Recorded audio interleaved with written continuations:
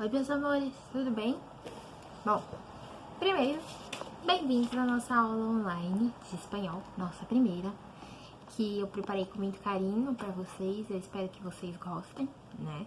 Das coisas que eu preparei pra gente fazer isso, fazer hoje, né? Enfim, antes de começar, eu queria pedir pra vocês se cuidarem bastante, porque a gente, já que vocês são maiores, então eu posso conversar melhor com vocês sobre isso. A gente sabe qual é a realidade no nosso país em relação ao coronavírus. A gente sabe que tem muita coisa acontecendo e que, assim, não é tudo que tem sido divulgado. Mas eu digo pra vocês se cuidarem, assim, manter a higiene conforme foi recomendado, álcool gel, água e sabão, limpar bem as coisas quando a gente comprar, né?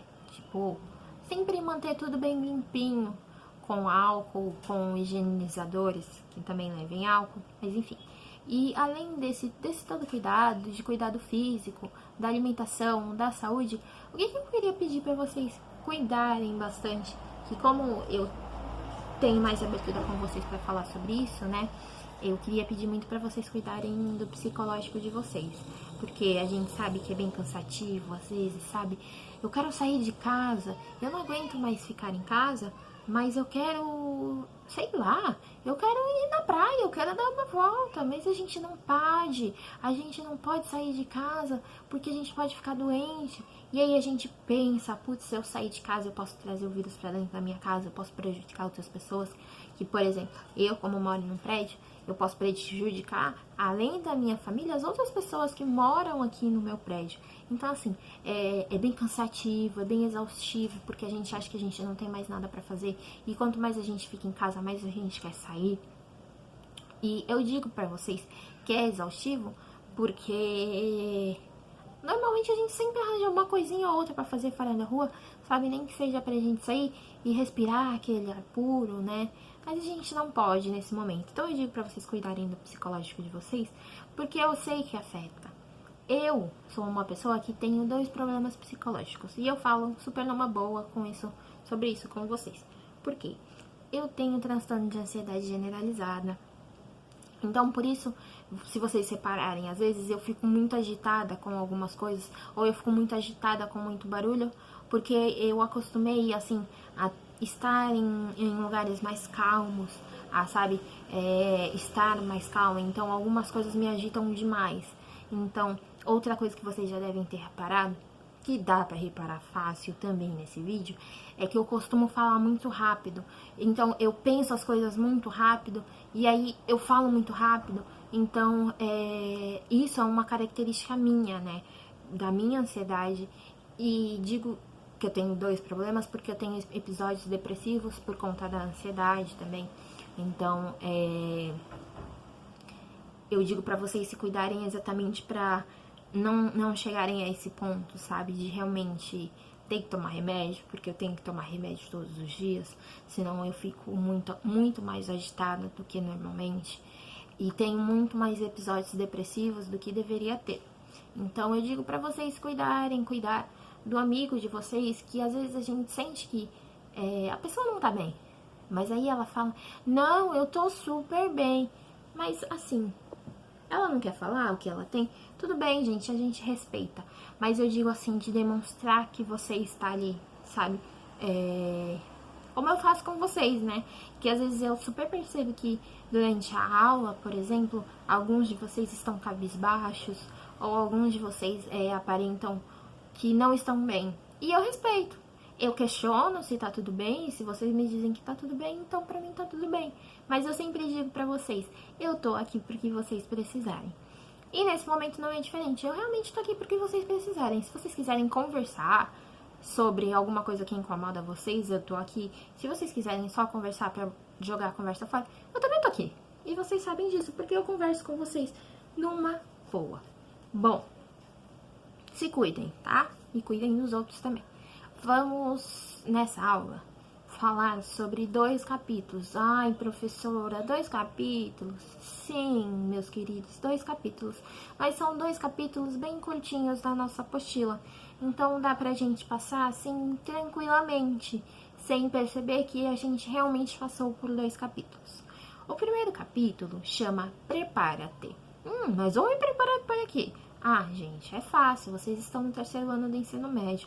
E normalmente nesse ano que a gente está na escola, a gente está se preparando, a gente está entendendo o que a gente quer fazer na nossa vida, mas eu tenho um adendo aqui para fazer. Hoje, por exemplo, eu quero fazer medicina. Tranquilo, vai lá fazer medicina. Se você tiver, se os responsáveis de vocês, né, no caso, tiverem como bancar a mensalidade, ótimo. E eu tenho certeza que vocês têm capacidade também de passar numa federal.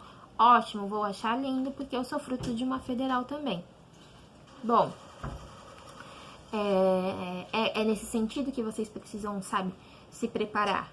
Porque às vezes a gente deixa pra pensar lá no final do ano e a gente simplesmente acha que, não, quero fazer isso aqui mesmo. E às vezes a gente não quer fazer aquilo, porque às vezes é o que sobrou de opção pra gente, né?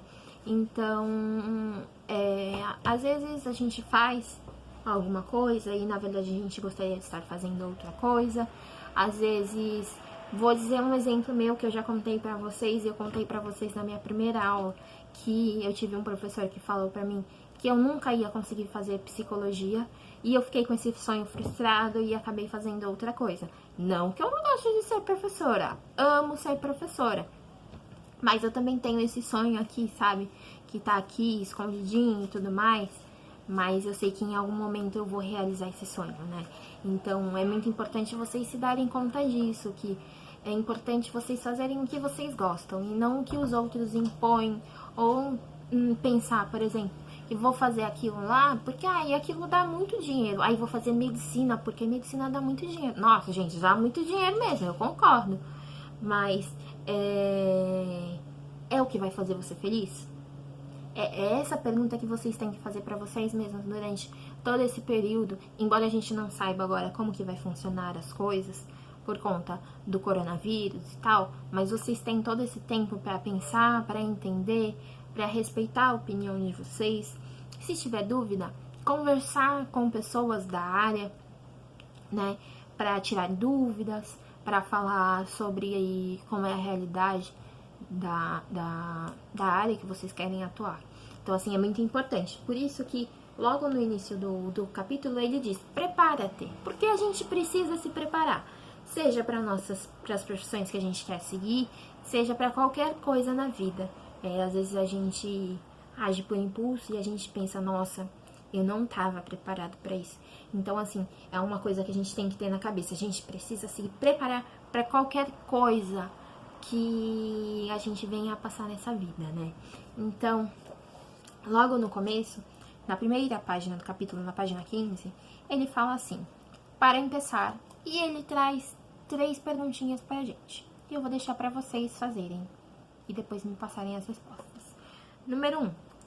Presentarse a las pruebas de acceso a la universidad es uno de los grandes desafíos a que los alumnos se ven expuestos en el último año de la secundaria. ¿Cuáles son las principales dudas y dificuldades em relação a esse processo?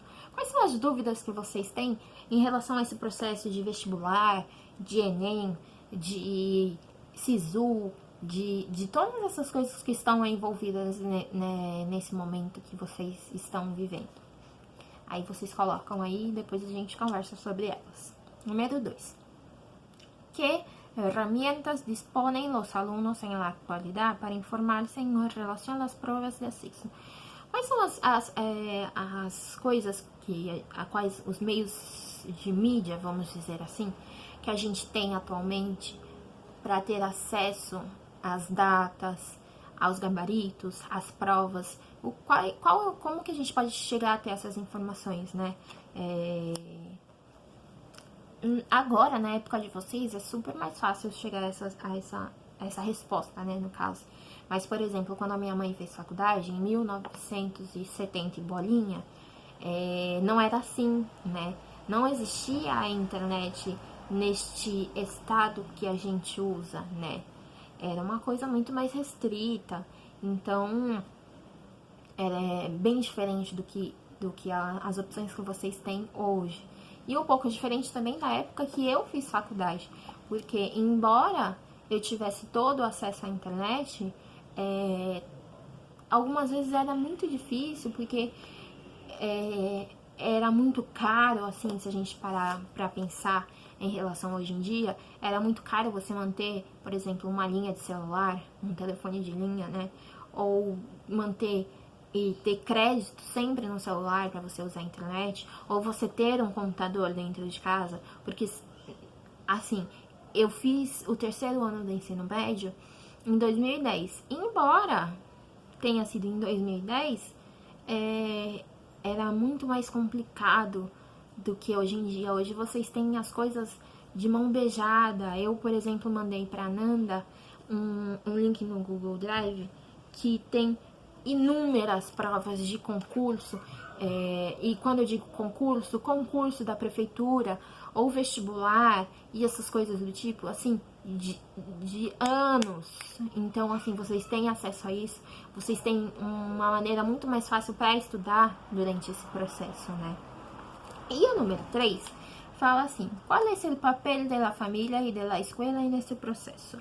Qual que vocês acham que é o papel de nós, professores, da direção da escola, de todas as pessoas que estão dentro da escola nesse processo e da família de vocês? No que isso pode influenciar a escolha de vocês, influenciar... Ai, eu admiro muito aquela pessoa, eu quero trabalhar que nem ela, vocês me entendem? Ou se, por exemplo, vocês querem seguir a mesma carreira dos pais de vocês por decisão de vocês e não por imposição dos outros, de que maneira que isso te influenciou, sabe? É importante a gente parar pra pensar nisso. Eu, por exemplo, sou professora. O meu pai é professor. A minha mãe, ela fez o chamado magistério, que ela podia atuar dentro de creches, né, pra trabalhar com os pequenininhos da escola. A minha irmã também é professora. Então, eu não quis ser professora porque todos eles são professores, muito pelo contrário. Na verdade, a minha mãe nem atuou como professora. Muito pelo contrário, eu sempre gostei muito de estudar idiomas. E na época que eu fiz o vestibular, eu escolhi letras português e espanhol porque eu sempre gostei muito, por exemplo, do México. Eu sempre gostei muito dessa cultura hispânica. Então, foi uma escolha minha. Eu sempre gostei disso, então eu falei, poxa, vou tentar fazer isso. Só que, como eu falei pra vocês já, eu tive aquele professor que frustrou meu sonho da psicologia. Ai, mas professora, você não quer fazer psicologia um dia? Sim, é claro que eu quero fazer psicologia um dia. Mas eu preciso, primeiro, me estabilizar enquanto pessoa, financeiramente falando também, para eu poder ir atrás das outras coisas que eu quero fazer. Então, vamos lá. O objetivo do capítulo está na página 16. Então, está escrito aqui assim: en esta unidad vamos a discutir las dificultades que enfrentamos para entrar al sistema universitario, las distintas modalidades de admisión, la elección de una carrera y de la universidad. A partir del análisis de textos de la esfera publicitaria, vamos a expresar acuerdo y desacuerdo y validar ou rechazar opiniões, certo? Então, aí deu para entender, né, o que a gente vai ver nesse capítulo. Então, vamos lá. Na página 16 mesmo, a gente tem uma atividade que se chama Lendo e Compreendendo. Eu vou ler esse texto para vocês porque eu acho que é uma coisa muito válida para vocês, já que vocês estão no terceiro ano do ensino médio. E o texto se chama 10 razones por las que debes estudiar en el extranjero. Então, está escrito assim: estudiar en el extranjero es una de las experiencias más enriquecedoras que un estudiante pueda tener. Por eso, no temas abandonar tu país, arma tu bolso y conoce nuevos lugares. No puedo abandonar a mis amigos y mi familia. Es muy caro para mí. O tengo muchas responsabilidades en la universidad el semestre entrante. Son algunos de los argumentos manifiestos por los estudiantes que se resisten a estudiar en el extranjero. Así se pierden de una maravillosa experiencia. El portal Aí tem o nome aqui do site. Enumera las 10 razones por las que estudiar afuera de las fronteras de tu país es una buena opción. 1. Podrás aprender un idioma de forma mucho más ágil que en un salón. 2. Podrás hacer amigos para toda la vida y de diferentes partes del mundo. 3. Podrás viajar de forma barata. 4. Podrás aprender de otras culturas y de primera mano. 5. Podrás tener una nueva perspectiva de tu propio país. 6. Podrás romper con tu rutina. 7. Date la posibilidad de aprender de ti mismo. 8. Podrás explorar en tu identidad. 9. Podrás ampliar tu currículum vitae. 10. Podrás melhorar tu grado. Bom, o que eu opino disso é que vocês vão estudar fora do Brasil. Desde que vocês queiram, desde que vocês tenham possibilidades, desde que vocês, assim, seja um sonho de vocês. Mas é muito legal, assim, quando a gente tá fora do nosso país e a gente vê qual é o lugar que a gente ocupa, qual é, sabe, como que é a visão que as outras pessoas têm do Brasil, ou como, o que aquela cultura que a gente acaba conhecendo pode influenciar na nossa vida, positivamente falando. Eu nunca tive a possibilidade de estudar no estrangeiro por questões financeiras, enfim. Mas eu sempre quis muito fazer um intercâmbio. Esse é um dos meus sonhos que eu quero muito fazer. E assim, eu tive a experiência de passar uma semana fora. Eu tive a experiência de passar uma semana em Buenos Aires. E aí você para e pensa, nossa, mas é aqui do lado. Sim, é aqui do lado, mas a cultura deles é completamente diferente da nossa. Em relação a tudo que vocês podem imaginar. A comida, assim, embora seja mais parecida com a nossa, não seja uma comida tão estranha, como a gente pode chamar, é uma comida, assim, mais saudável que a nossa. Sempre tem verduras, legumes, tudo junto com a comida que, por exemplo, a gente pede no restaurante. A música, eles têm um tipo de música muito interessante, que é o tango. E eles têm inúmeras coisas importantes que a gente, às vezes, pensa, nossa, na Argentina eu só quero saber de Bariloche, porque tem a neve, ou eu só quero saber do Boca, por causa do futebol. Mas, na verdade, a gente tem muita coisa, muita história para conhecer sobre a Argentina. Então, é isso que eu digo para vocês. Se vocês têm a possibilidade de estar em outro país que vocês queiram muito, faz muito bem, a gente volta a outra pessoa quando a gente faz esse tipo de viagem. Então, vamos lá. Na página 19, está escrito Herramientas expressando sentimentos. Bom, professora, o que a gente vai ver? Gente, a gente vai ver expressões pra gente expressar sentimentos. É o que está escrito aí. Ah, mas tudo bem. Que tipo de expressão? Bom, aí tá na apostila. Aí a gente pode ver expressão para expressar gosto, expressar medo, temor, estranheza e preocupação, expressar tristeza, pesar e desagrado, expressar decepção, ira e enfado, ou proponer soluções. Ai, mas professora, isso a gente já sabe. Sim, vocês já sabem. O que vocês vão ver agora é tudo uma revisão de tudo que vocês já aprenderam. Então, assim, ai, professora, eu quero expressar que eu gosto, sei lá, do filme Extraordinário. Eu amo filme Extraordinário. Ai, e o que eu vou dizer? Eu amo a la película Extraordinário. Sim, é isso que eu vou dizer. Eu amo a la película Extraordinário. Ou, se você quiser dizer que você gostou de quando você assistiu, me gusta que la película me surpreendeu. Eu fiquei surpreendida realmente com o filme. Então, são coisas assim que vocês vão ver, que vocês já viram. Mas a gente tem que repassar por isso justamente porque vocês estão no último ano da escola.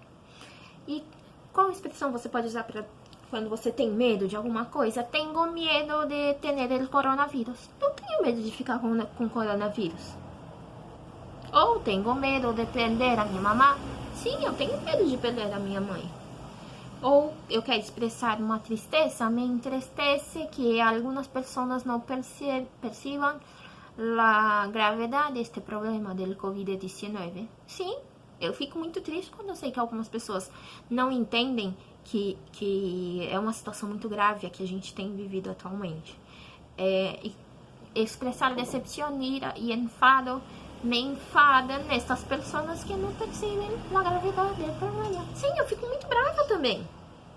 Ou, quando a gente quer propor uma solução, é melhor que conscienticemos más as pessoas, ou que enseñemos lo que de verdad pasó en China, lo que está pasando en Italia, lo que está pasando en Espanha, en França, que na verdade são os países que são mais afetados com todo esse problema. E os Estados Unidos, por supuesto, não? Enfim, é para esse tipo de coisa que a gente vai usar essas expressões de sentimentos. Então, ó, vocês vão virar a página e vocês já vão ver que esse capítulo acabou. O que vocês têm para fazer aí? Alguns exercícios sobre o que eu acabei de falar. Por último, nós vamos falar sobre as ONGs. Vocês conhecem alguma ONG? Ou alguma, por exemplo, algum trabalho voluntário que seja muito importante? Eu estudei na Unifesp, na Federal de São Paulo, né? E lá, quando eu estava nos últimos anos já do curso, entrou muito em questão os refugiados. Porque foi quando piorou muito a situação lá dos países no Oriente Médio, e a gente recebeu muito refugiado lá no campus da faculdade, né? A gente trabalhava com refugiados de todos os lugares que vocês podem imaginar. Então, eu tenho uma amiga que ela sempre gostou muito dessa área de voluntariado, e ela pensou, poxa, então por que a gente não ajuda de uma forma eles? Vamos ajudar eles de uma forma, vamos! Então, ela criou uma espécie de memorial que se chama MemoRef. O que é esse MemoRef? Esse MemoRef a gente ensinava o português para as pessoas conseguirem se comunicar aqui no Brasil assim que elas chegavam. Então, assim, a gente recebia a inscrição deles, a gente fazia todo um trabalho, porque a gente tinha que inserir eles dentro do sistema da nossa faculdade. E aí, é um trabalho que ainda continua, apesar de, por exemplo, eu me graduei antes da minha amiga. Então, quando eu saí, ela ainda dava lá e ainda encabeçava esse programa. E agora ela já terminou a faculdade também e está em outra faculdade fazendo mestrado. Mas o programa segue. Então, é uma coisa, assim, muito importante que a gente sabe que ajuda muitas pessoas, né?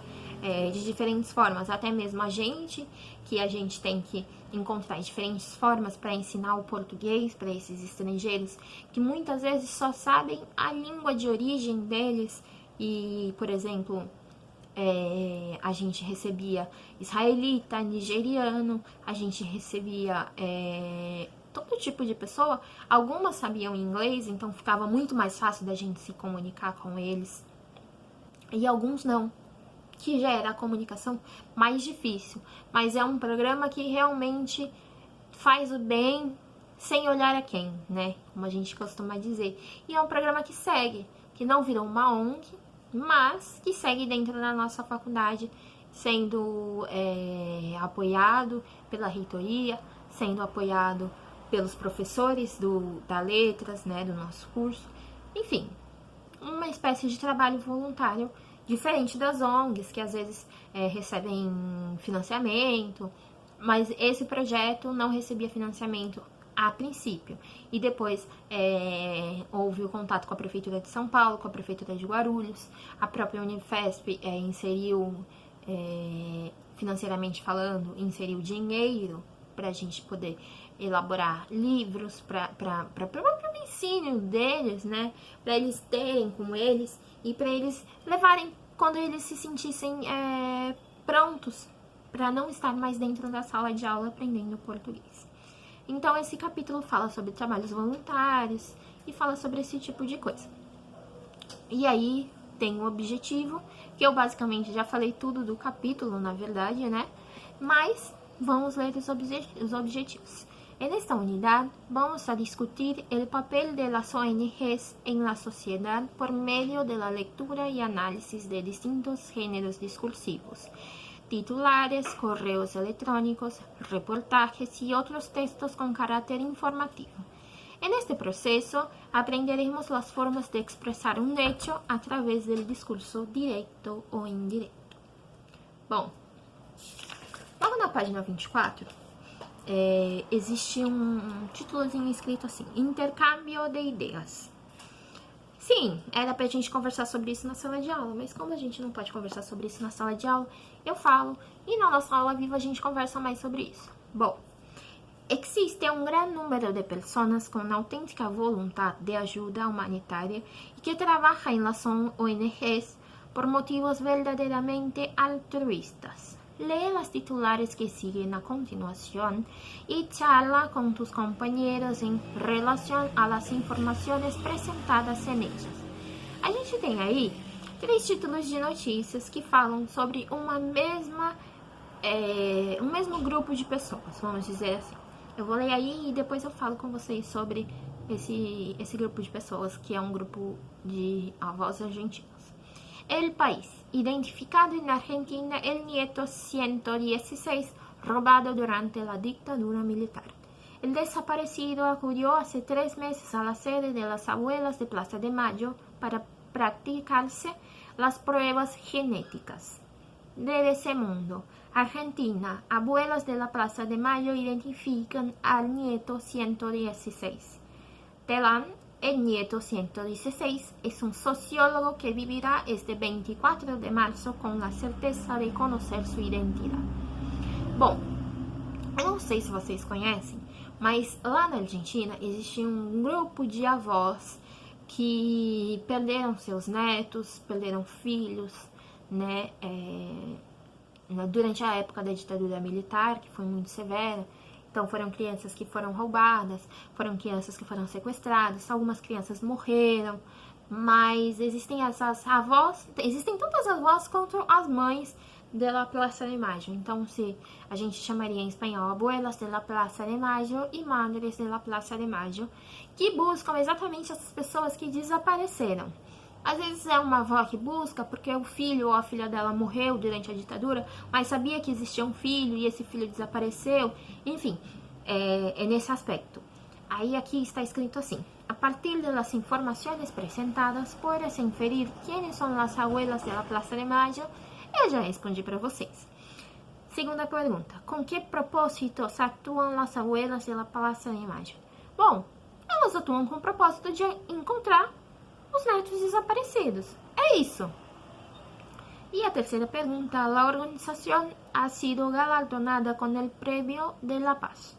En tu opinião, que estratégias as abuelas han utilizado para cumprir com seus objetivos? E aí é uma resposta mais pessoal de vocês. Mas assim, o que elas fizeram para cumprir com esse objetivo de encontrar pessoas que foram desaparecidas, que foram sequestradas, que simplesmente fugiram dali para parar de sofrer, ou que foram morar em outro país, que a ditadura não era tão severa? O que vocês acham que elas fizeram, né, para cumprir com esse objetivo delas, que é encontrar essas pessoas desaparecidas? Vocês podem procurar na internet, é claro, mas eu quero conversar com vocês muito sobre isso quando a gente estiver na nossa aula ao vivo, tá bom? Bom, na página 25, a gente tem essa aqui, que é o chamado DNI, que é como se fosse o nosso RG aqui no Brasil. E embaixo tem um textinho que uma avó escreveu para sua neta, que foi encontrada. E eu vou ler para vocês. Querida nieta, soy tu abuela Chicha Chorovic de Mariani. Te busco desde el momento en que... Aí tem um nome muito difícil de falar.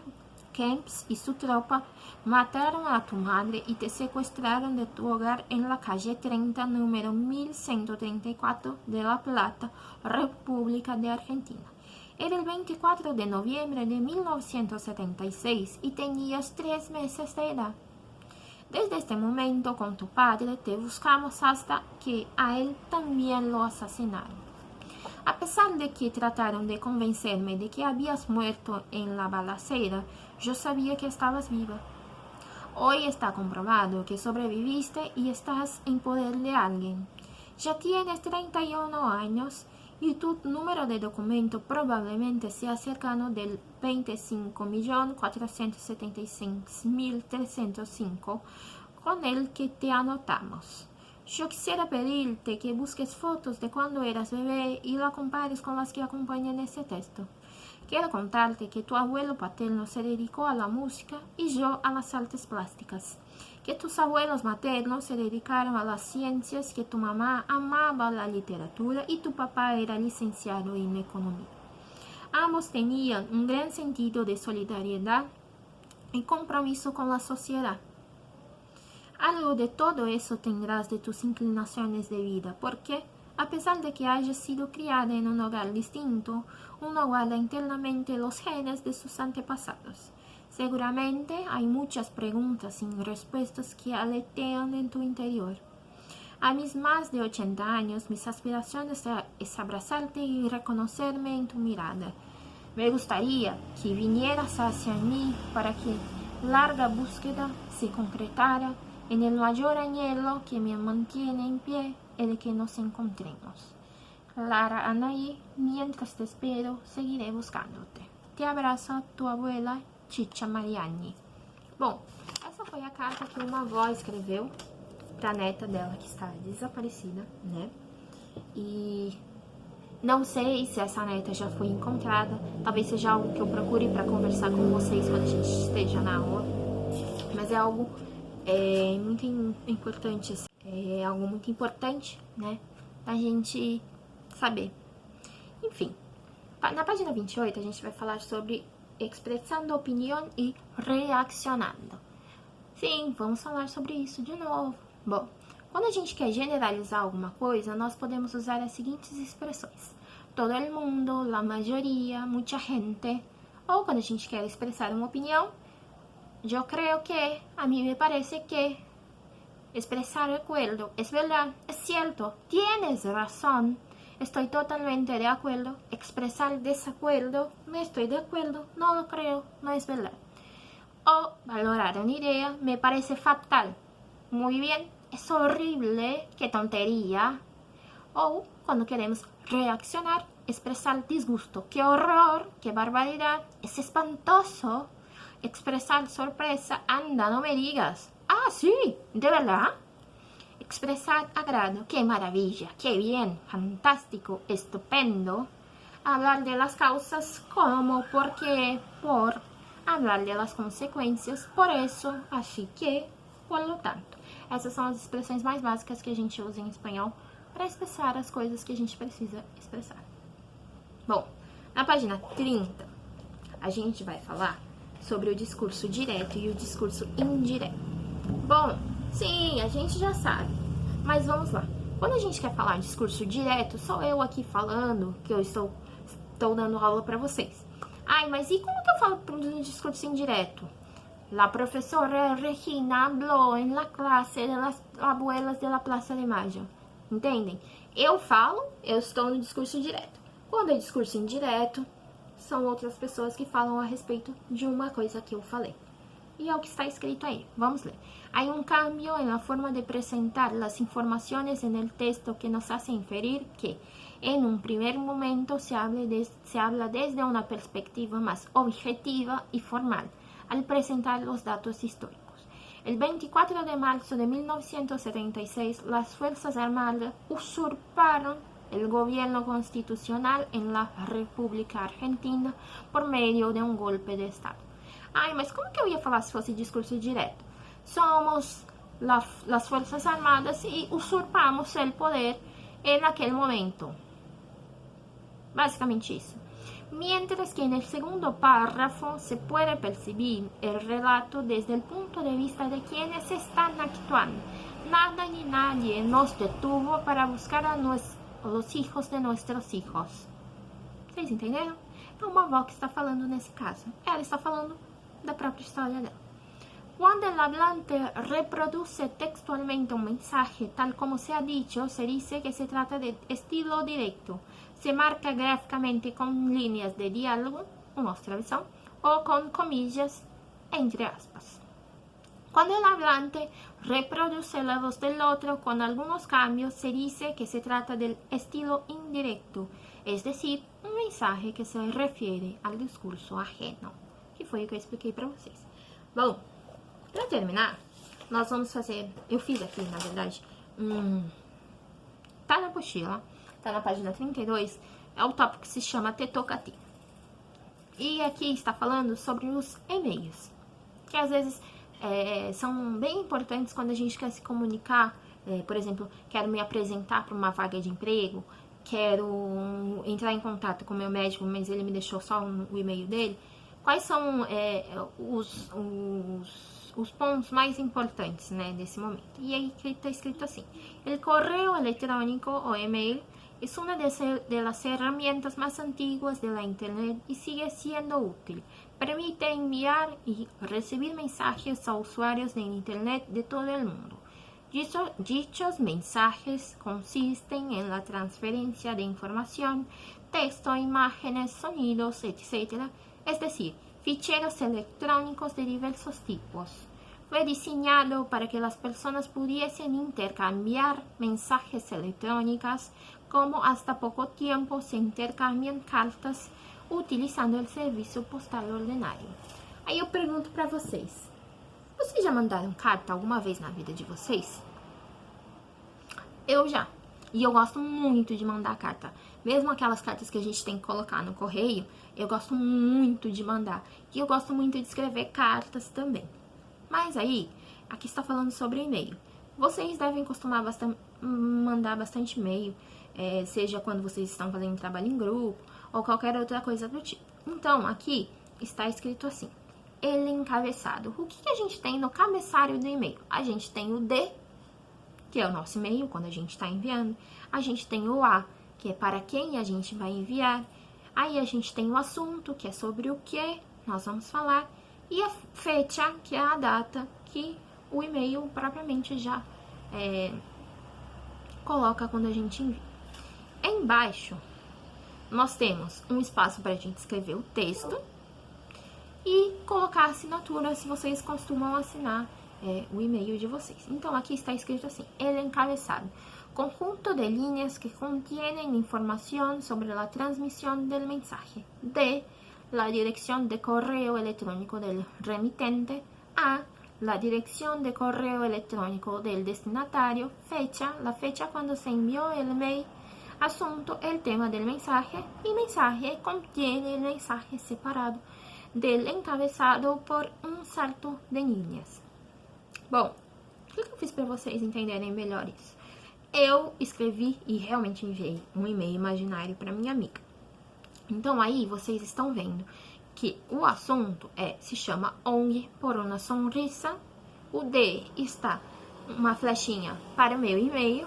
Para está o nome da minha amiga, que aí no caso não apareceu o e-mail dela.